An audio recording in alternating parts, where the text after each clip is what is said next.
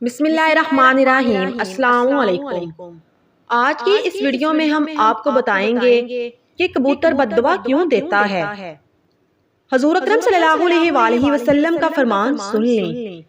کبوتر ایک ایسا خوبصورت اور دلکش پرندہ ہے جو ہر کسی کو اچھا لگتا ہے، اور یہی وجہ ہے کہ یہ پرندہ اکثر گھروں میں پالا جاتا ہے، اور گھروں کے علاوہ اکثر مزاروں پر بھی یہ پرندہ موجود ہوتا ہے۔ کہتے ہیں کہ کبوتر وہ جانور ہے جس کے لیے حضرت نوح نے امن و سلامتی کی دعا فرمائی تھی، اور یہی وجہ ہے کہ کبوتر انسانی آبادی سے مانوس ہیں اور کوے کو خوف کی بد دعا دی جاتی ہے۔ یہی وجہ ہے کہ کوا انسانی آبادی سے ہراساں رہتا ہے، اسی وجہ سے لوگ آج تک اسے منحوس سمجھتے ہیں۔ آج ہم آپ کو یہ بتانے جا رہے ہیں کہ گھر میں کبوتر پالنا کیسا ہے، اور یہ کہ کبوتر بد دعا کب دیتا ہے۔ کبوتر پالنے کے بارے میں بات کرنے سے پہلے آپ کے لیے کبوتر کی ایک پرانی کہانی پیش ہے۔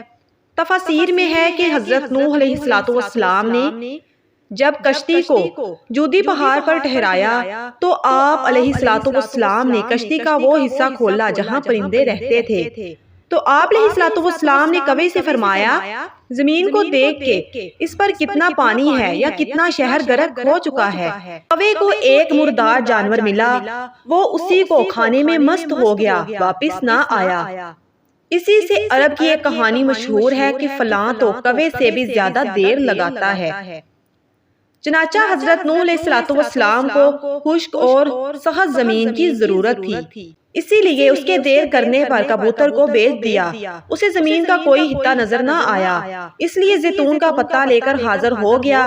اس سے حضرت نوح علیہ السلام نے اندازہ لگایا کہ پانی کم ہے، جس سے درخت ظاہر ہو گئے ہیں، لیکن زیر آب چند دن ٹھہر کر پھر اسی کبوتر کو بھیجا تو زمین کے کیچڑ میں اس کے پاؤں پھر گئے۔ واپس آیا تو حضرت نوح علیہ السلام نے اسے دیکھ کر اندازہ لگایا کہ اب پانی زمین میں جذب ہو گیا ہے، لیکن زمین خشک نہیں ہوئی۔ حضرت نوح علیہ السلام نے کبوتر کی اس کارروائی پر بہت خوش ہوئے اور اس کے گلے میں سبز توق پہنایا۔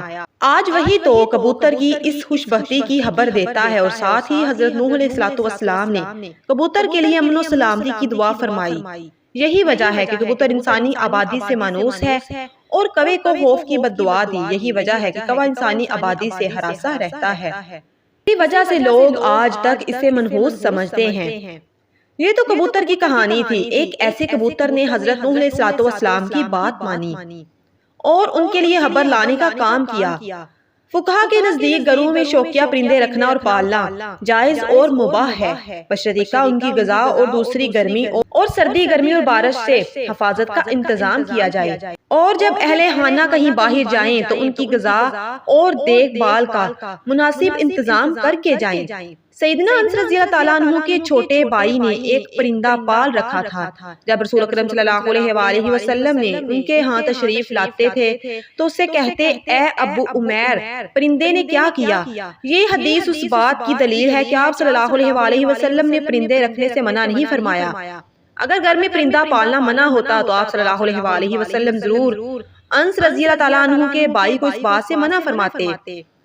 اسی روایت کی بنیاد پر یہ کہا جاتا ہے کہ گھر میں پرندوں کا پالنا جائز ہے، لیکن جیسا کہ پہلے بھی ذکر ہوا ہے کہ ان کے پالنے کے لیے ضروری ہے کہ پرندوں کی ہر ضرورت کو پورا کیا جائے تاکہ پرندوں کو کسی قسم کی کوئی تکلیف نہ پہنچے۔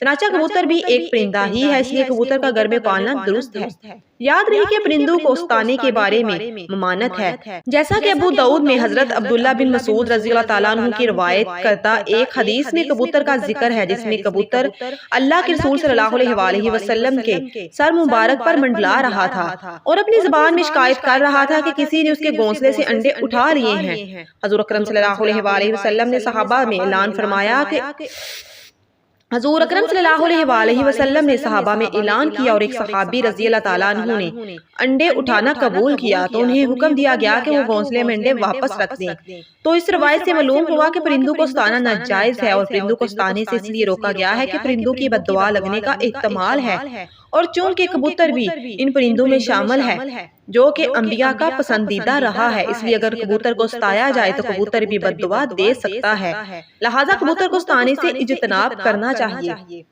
کبوتر کے حوالے سے آپ کو بتاتے ہیں کہ اسلامی تعلیمات کے بارے میں کیا کہتی ہیں۔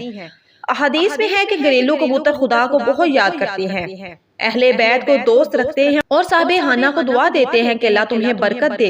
کسی شخص نے رسول اکرم صلی اللہ علیہ وآلہ وسلم سے تنہائی کی شکایت کی تو حضرت صلی اللہ علیہ وآلہ وسلم نے فرمایا کہ ایک جوڑا کبوتر کا پال لے۔ جعفر رضی اللہ تعالیٰ عنہ فرماتے ہیں کبوتر پیغمبروں کے پرندوں میں سے ہے، کبوتر گھر میں رکھو، چونکہ حضرت نوح علیہ السلام نے اس کو پسند کیا ہے اور دعا دی ہے کہ کسی پرندے پر اتنا پیار نہیں آتا جتنا کبوتر پر آتا ہے۔ آپ نے فرمایا جس گھر میں کبوتر ہوں اس گھر کے رہنے والے جنوں کی آفتوں سے محفوظ رہیں گے، کیونکہ جنوں کے بچے گھروں میں کھیلتے پھرتے ہیں۔ جس گھر میں کبوتر ہوتے ہیں وہ ان سے مشغول رہتے ہیں اور آدمیوں کی طرف متوجہ نہیں ہوتے۔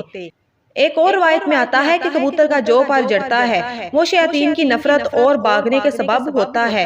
ان روایات سے یہ بات معلوم ہوئی ہے کہ کبوتر کا گھر میں پالنا موجب برکت ہے، اور جیسا کہ آپ صلی اللہ علیہ وآلہ وسلم صحابی کو گھر میں کبوتر پالنے کا بولا ہے، تو اس سے یہ بات معلوم ہوتی ہے کہ کبوتر پالنے میں خیر ہے، کبوتر پالنے کے ساتھ منسلک ہے۔ یاد رہے کہ بعض لوگ شوق سے کبوتر پالتے ہیں، ان کا شوق کبوتر پالنے کی حد تک ہوتا ہے، لیکن بعض لوگ کبوتر بازی کی نیت سے کبوتر پالتے ہیں، اور چونکہ کبوتر بازی میں وقت اور پیسے کا ضیاع ہے۔ یاد رہے کہ کبوتر پالنا ایک مہنگا اور محنت طلب شوق ہے۔ کبوتر بازی کے مقابلے اگر سخت گرمی میں ہوتے ہیں مگر ان کی تیاری سارا سال جاری رہتی ہے۔ شوقین افراد ایک ایک کبوتر پر لاکھوں روپے خرچ کرتے ہیں۔ اعلیٰ نسل کے ان کبوتروں کو خاص طریقے سے تربیت دی جاتی ہے اور یہ مقابلے صوبائی اور قومی سطح پر ہوتے ہیں۔ شوقین افراد آبادی میں جگہ جگہ پنجرے لگا کر اپنے وقت کا کافی حصہ ان پالتو پرندوں پر صرف کرتے ہیں۔ امید ہے آج کی ویڈیو آپ کو پسند آئی ہوگی۔ اگر ویڈیو اچھی لگی ہے تو ویڈیو کو لائک، چینل کو سبسکرائب کر دیں، ویڈیو کو دوسروں کے ساتھ لازمی شیئر کریں۔ ملتے ہیں کسی